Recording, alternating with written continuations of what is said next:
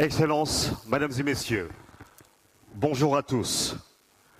Nous sommes très heureux de vous accueillir aujourd'hui au Sénégal, à Dakar, dans cette magnifique salle du Centre international de conférence Abdou Diouf, pour la 3e édition de la conférence internationale sur l'émergence de l'Afrique. Les 2 premières éditions en Côte d'Ivoire ont permis de définir les spécificités du modèle d'émergence pour l'Afrique, les opportunités, mais également les défis à relever par ce continent pour implanter ce modèle. Cette année, nous allons nous concentrer pendant 3 jours sur le rôle, justement, du secteur privé dans la mise en œuvre de l'émergence. Aujourd'hui, nous aurons des discours, des panels, des conférences. Mais afin de lancer cette 3e édition, Mesdames et Messieurs, nous sommes heureux de vous présenter une courte vidéo d'introduction qui pose les enjeux et les ambitions de ce forum. Et c'est tout de suite.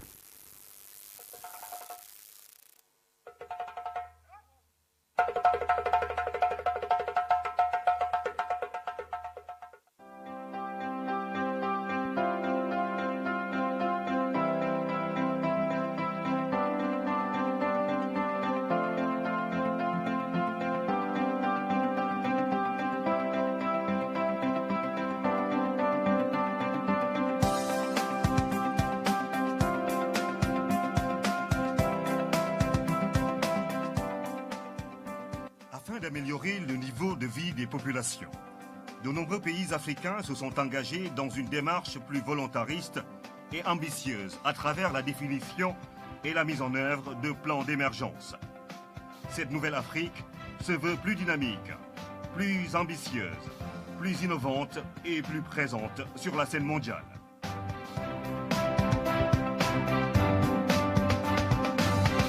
Ces rencontres constituent une opportunité pour mener des réflexions approfondies sur l'avenir du continent africain. Cette prise de conscience de l'opportunité que présente l'Afrique est à la base de la mise en œuvre des plans d'émergence dans plus de la moitié des pays africains au cours des 10 dernières années. Et les résultats sont visibles dans plusieurs domaines, notamment les infrastructures, l'agriculture, l'énergie, l'éducation, la santé, l'innovation technologique. Ces approches novatrices dans la conduite des politiques de développement ont été fortement inspirées par les expériences des pays qui ont réussi leur processus de transformation structurelle. I would like to thank the organizers for this invitation. I believe Je pense qu'il y a eu beaucoup d'expériences qui ont été partagées et qui permettent d'aller vers le développement d'un pays, qui permettent à certains pays de passer d'un pays développement ou vers un pays économie moyenne. Je pense que tous les pays peuvent le faire. Il faut simplement que, tout d'abord, que ces pays puissent avoir l'accord, l'engagement de leur gouvernement pour changer l'économie d'un pays et aussi de travailler sur la stabilité et la bonne gouvernance. Une fois que ceci est mis en place, le reste va suivre. Je vous remercie. L'émergence en Afrique, CIEA, initiée en 2015 par le gouvernement de Côte d'Ivoire et le programme des Nations Unies pour le développement PNUD, en partenariat avec la Banque mondiale et la Banque africaine de développement BAD, a permis d'asseoir un cadre permanent pour stimuler le débat et les échanges d'expériences sur la problématique et les conditions de l'émergence en Afrique. C'est avec plaisir que je prends part à nouveau à la conférence internationale d'émergence de l'Afrique. La déclaration d'Abidjan, à l'issue de la première conférence, a retenu le concept d'émergence comme le résultat d'un processus de mise en œuvre d'un ensemble de réformes structurelles de grande envergure et d'investissements publics et privés, bien ciblés, dans un cadre macroéconomique stable et planifié.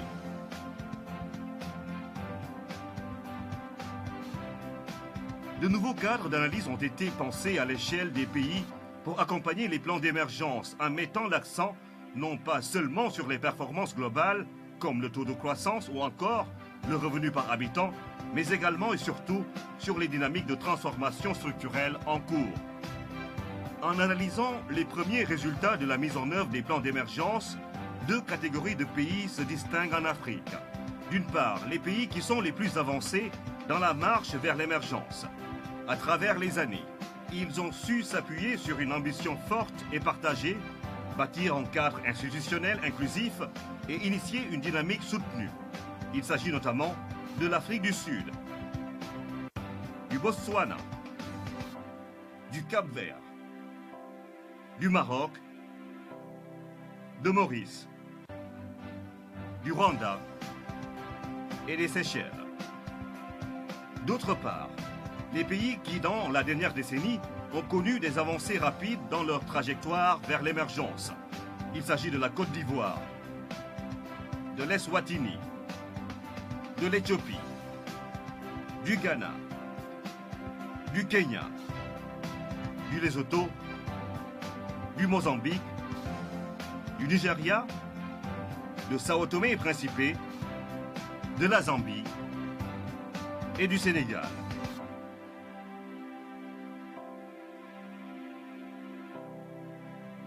Ils avancent vite et apparaissent comme les plus susceptibles de rejoindre le peloton de tête, notamment s'ils réussissent à accélérer leur dynamique de transformation structurelle durant les prochaines années. Après les deux premières éditions, la CIEA3 se focalisera sur le développement d'un secteur privé fort, notamment à travers un cadre propice pour l'entrepreneuriat et l'innovation, un réseau dynamique de PME et des champions nationaux compétitifs et conquérants sur les marchés extérieurs. Elle mettra également un accent particulier sur l'inclusion sociale comme gage de soutenabilité des plans d'émergence. Ma conviction est que pour maintenir cette dynamique de transformation en Afrique, nous devons opérer un changement de paradigme pour l'avènement d'un secteur privé fort, porté par une vision et soutenu par un leadership politique. Je reste plus que jamais persuadé que c'est là la condition d'une émergence solide et durable de l'Afrique et de son intégration réussie dans le concert mondial au bénéfice exclusif de nos populations. Africa, Africa Union, Africa Nossa, Africa, Africa, Africa, Africa Union. Merci, Excellence, pour cette première session. Vous l'avez dit, le leadership politique est en effet un élément essentiel de la dynamique de transformation en Afrique. Et pour cette première session, nous sommes très honorés d'accueillir sur scène son Excellence, M. Macky Sall, président de la République du Sénégal.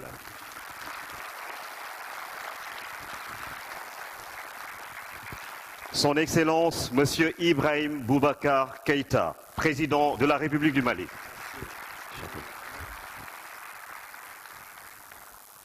Son Excellence, Dr Mahathir Mohamad, Premier ministre de la Malaisie. Son Excellence, M. Amadou Gon Coulibaly, Premier ministre de Côte d'Ivoire. Madame Ségolène Royal, envoyée spéciale du président de la République française et ancienne ministre de l'Environnement, de l'Énergie et de la Mer. Docteur Akinwumi Adesina, président de la Banque africaine de développement. Monsieur Tony Elumelu, fondateur et président de Earth Holding. Il va nous rejoindre sans doute dans la journée. Et Monsieur Baïdi Agne, président du Conseil national du patronat du Sénégal. Avant de commencer, mesdames et messieurs, notre premier dialogue, J'invite son Excellence, Monsieur Macky Sall, président de la République du Sénégal, au pupitre, pour son mot de bienvenue.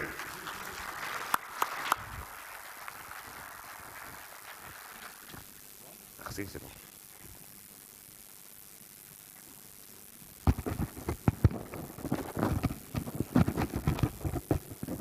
Excellences, Monsieur le Président Ibrahim Boubacar Keïta, Président de la République du Mali et chers grands frères, Honorable Dr. Mahathir Mohamad, Prime Minister of Malaysia, Monsieur le Premier ministre Amadou Gon Coulibaly, représentant le président Alassane Ouattara, qui a été l'inspirateur de cette conférence internationale pour l'émergence de l'Afrique, Monsieur le Président de l'Assemblée nationale, Monsieur le Premier ministre, Monsieur le Président du Haut Conseil des collectivités territoriales, Madame la Présidente du Conseil économique, social et environnemental, Monsieur Lee You-yang, vice-président de l'Assemblée nationale de Corée, Madame Ségolène Royal, représentante du président de la République française, chargée des relations internationales sur le climat. Mesdames, Messieurs les ministres, Dr. Akiwumi Adesina and dear brother, président du groupe de la Banque africaine de développement, Dr. Bandar Hajar, président du groupe de la Banque islamique de développement, Monsieur le représentant, l'administrateur du PNUD, Mesdames et Messieurs les représentants des institutions internationales, représentants du corps diplomatique, distingués invités, Mesdames et Messieurs, au nom du Sénégal, je vous remercie d'avoir bien voulu répondre à notre invitation. Je vous souhaite la chaleureuse bienvenue dans ce nouveau pôle urbain de Diamniadio et un agréable séjour parmi nous. Je vous remercie particulièrement, Monsieur le Président et cher frère Ibrahim Boubacar Keïta et Dr. Mahathir Mohamad, d'avoir honoré et rehaussé cette conférence de votre participation. On behalf of my brother, au nom de mon frère, président Boubacar Keïta, Ibrahim Boubacar Keïta, et en propre nom, je voudrais vous remercier, honorable Premier ministre Mahathir, pour avoir accepté de venir de si loin afin de pouvoir participer à cette conférence. Nous apprécions vraiment votre acte et nous espérons pouvoir compter sur votre expérience. Nous espérons vous entendre ainsi que votre vision en tant que père fondateur de la Malaisie moderne. Les Nations Unies pour le développement, le PNUD, la Banque africaine de développement, la Banque mondiale, pour leur précieux soutien à l'organisation de cette troisième conférence internationale sur l'émergence de l'Afrique.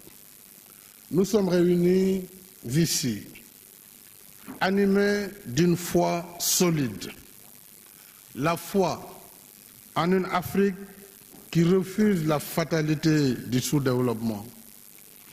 Une Afrique fermement décidée à prendre son destin en main pour entrer enfin dans l'ère de l'émergence et du développement. Plus que tout autre, l'Afrique est le continent qui a le plus subi le poids écrasant de l'histoire. Mais malgré ce fardeau handicapant, nous sommes résolus en gardant la mémoire du passé. Nous sommes donc résolus à regarder l'avenir et à aller de l'avant. Ce faisant, nous avons à l'esprit que le développement ne peut se construire par l'aide internationale. et que l'émergence ne se décrète pas, mais se conquiert par une vision et des actes de tous les jours. C'est pourquoi nous voulons d'abord compter sur nos propres efforts, mais aussi sur la vitalité des partenariats équilibrés, respectueux des intérêts de toutes les parties, et donc mutuellement bénéfiques. Voilà l'Afrique que nous voulons bâtir, une Afrique debout, en marche, d'un pas ferme vers le progrès. Dans cette Afrique en construction, les gouvernements sont à la tâche. La jeunesse instruite et créative entreprend et réussit. Des hommes et des femmes d'affaires s'activent, investissent, créent des emplois et de la richesse. Notre responsabilité d'aujourd'hui, c'est de labourer le champ de tous les possibles pour conforter cette dynamique d'émergence et de la rendre irréversible. Il n'y a pas d'autre alternative et c'est le sens même de l'histoire. Tous les peuples sont passés par là. Et l'expérience récente des pays asiatiques, dont la Malaisie est un exemple vivant, en témoigne. Il n'y a aucune raison que nos pays, c'est-à-dire les pays d'Afrique, ne puissent faire de même en restant optimistes et combatifs. Voilà la raison d'être de cette conférence. Offrir une plateforme de réflexion, d'analyse, d'échange d'expériences et de confrontation de points de vue sur nos forces, nos faiblesses et les mutations à opérer pour gagner le pari de l'émergence. Voilà pourquoi nous associons à ce rendez-vous de l'Afrique avec elle-même des pays amis hors du continent, des experts, des académiciens, des membres de la société civile, des hommes, des femmes d'affaires et de libres penseurs. Chaque point de vue compte. Le thème de cette conférence porte sur émergence, secteur privé et inclusivité. Le sujet est vaste.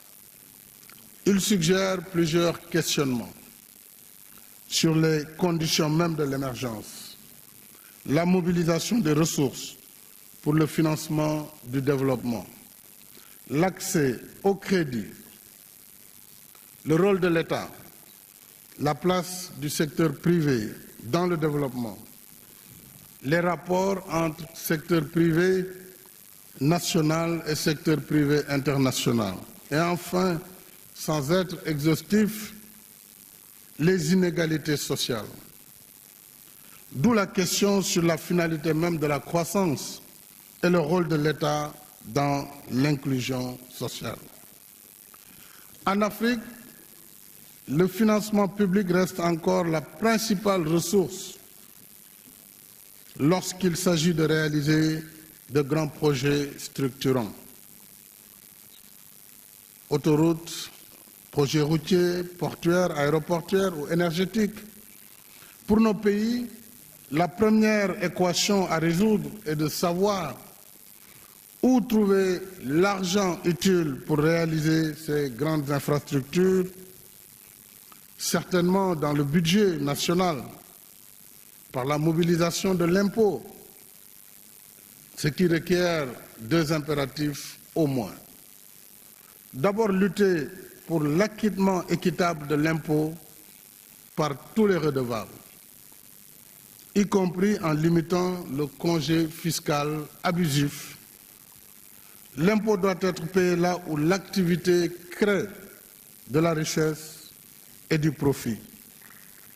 Selon les estimations de la Commission indépendante pour la réforme de l'impôt international sur les sociétés, chaque année, entre 40 et 80 milliards de dollars de taxes échappent au continent africain. il faut en finir avec l'immunité fiscale indue. Si l'impôt dû à l'Afrique était payé, le débat sur l'aide publique au développement ne se poserait pas.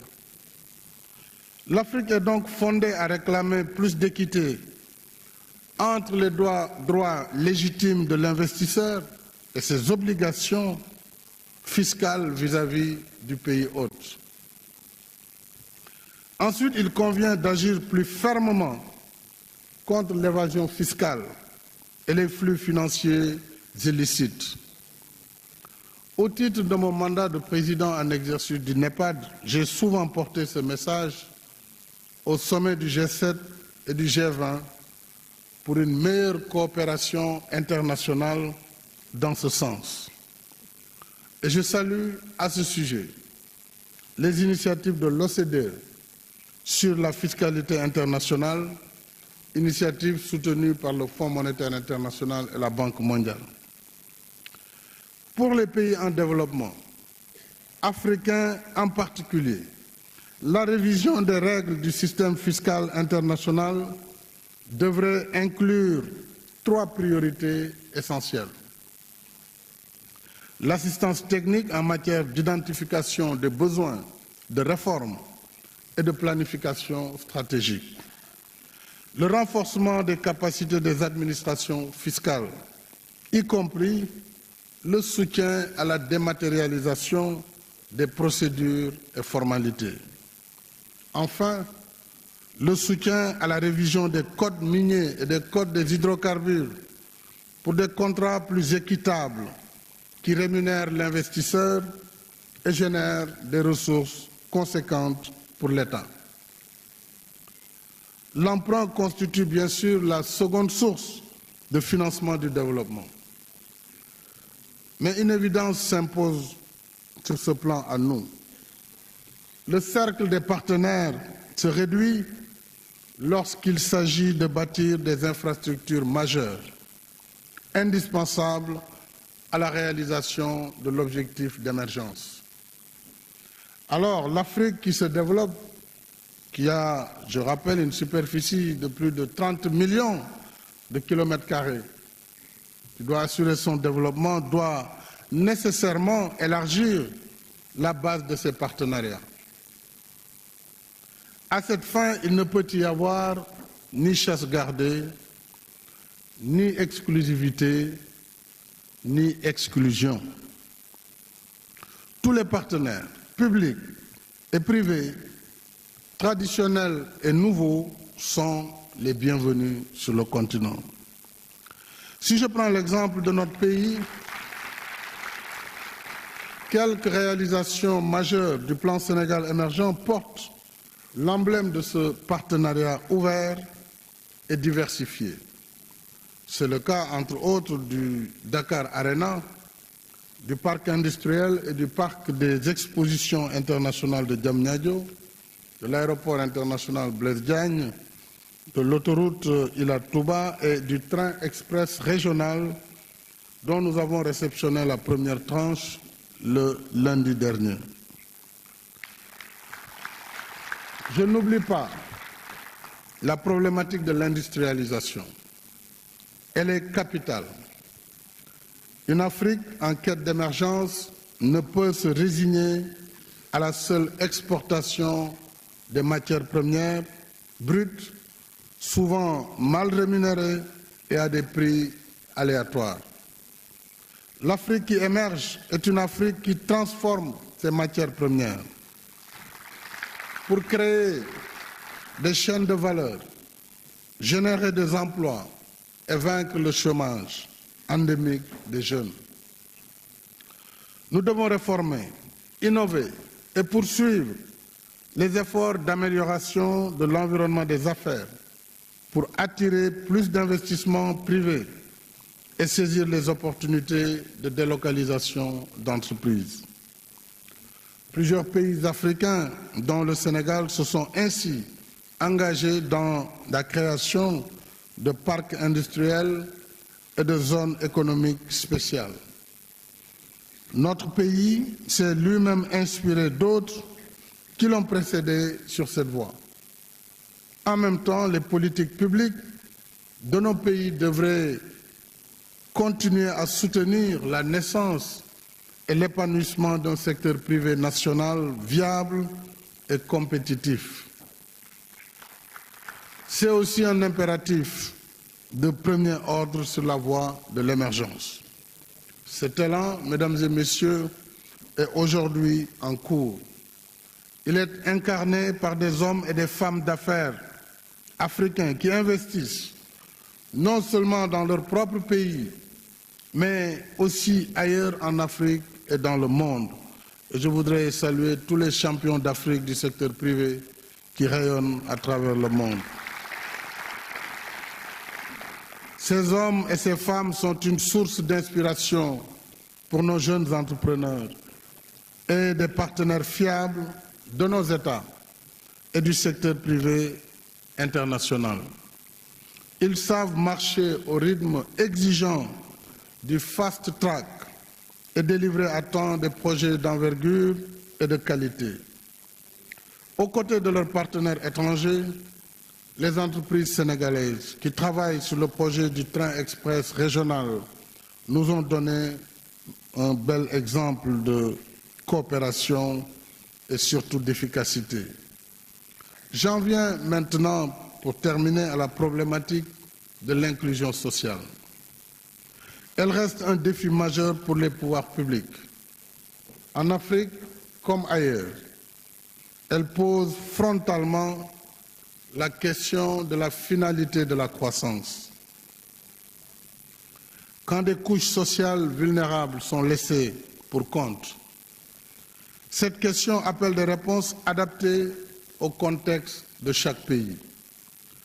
Dans notre propre cas, nous avons mis en place des initiatives et programmes novateurs comme la couverture sanitaire universelle ou couverture maladie universelle, mais également un programme d'appui à travers des bourses de sécurité familiale, le programme d'urgence de développement communautaire que nous avons lancé avec le soutien du PNUD, qui a 4 composantes principales qui constituent le dénominateur commun des grandes difficultés du monde rural, à savoir l'absence d'eau potable, l'absence d'électrification rurale, l'absence de pistes de désenclavement et le nécessaire allègement des travaux domestiques des femmes. Nous avons donc apporté des réponses pour l'accès à l'eau potable en milieu rural, l'accès à l'électricité en milieu rural. Et nous travaillons pour un accès universel d'ici 5 ans sur ces 2 dimensions essentielles du développement, mais également le désenclavement des territoires de l'intérieur et surtout l'allègement de la pénibilité du travail des femmes en milieu rural. Ça, c'est le PUDC. Nous avons d'autres programmes comme le PUMA, destiné aux zones frontalières, mais nous avons surtout un nouvel instrument qui s'appelle la délégation à l'entrepreneuriat rapide pour les femmes et pour les jeunes, ceci pour soutenir l'auto-emploi. Finalement, j'ai l'intime conviction qu'au-delà des ressources, certes nécessaires dans la quête de l'émergence, il nous faut d'abord, pour gagner ce pari de l'émergence, un état d'esprit. Un état d'esprit qui refuse la fatalité du sous-développement.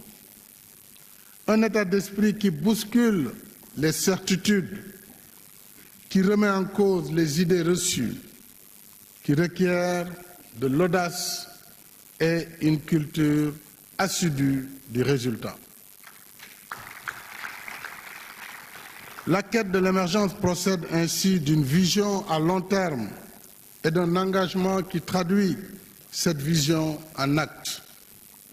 Croire en nous-mêmes, définir nos propres priorités, engager nos ressources et nos intelligences, mobiliser des partenariats mutuellement bénéfiques, voilà ce qui doit être notre quotidien pour forger par nos propres mains le destin d'une Afrique émergente et prospère. Les défis sont là, immenses. Nous ne les ignorons pas.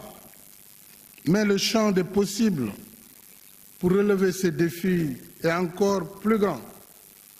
Pour un continent riche de ses ressources humaines et naturelles. En dépit de toutes les contingences, je suis fermement convaincu que l'heure de l'Afrique a sonné. Et que rien ne doit entraver notre marche résolue vers l'émergence et la prospérité. Gagner le pari de l'émergence est à notre portée. Je déclare ouverte la 3e conférence internationale pour l'émergence de l'Afrique. Je vous remercie.